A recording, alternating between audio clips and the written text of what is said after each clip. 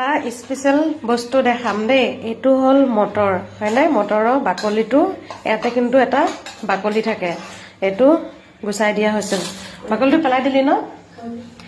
তাৰপিছতে এইটো মাছৰ লগত বনোৱা হ'ব এইটো মই গোটাই দিছো গোটাই খাইও ভাল লাগে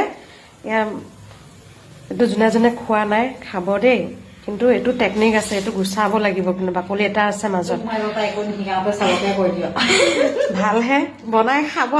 আৰে গুচাবতো জানিব লাগিব ন মই কৈছো এইফালে হ'ল কচ মাছৰ লগত বনাব তাই আৰু এইফালে মছলা ৰেডি কৰি লৈছে বাকী খানাটো কেনেকুৱা হয় মই একদম লাষ্ট এণ্ডিঙত দেখাই আছো এইটো তেল হয় দে খাই ভাল লাগে দেচোন মোৰ কাৰণে তেল খাই ভাল লাগে কলিজা হয়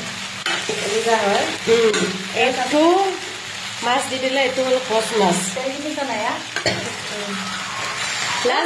লাষ্ট এণ্ডিঙত দেখাম আৰু দেই ফাইনেলি আপোনালোকৰ চব্জিটো হৈ গ'ল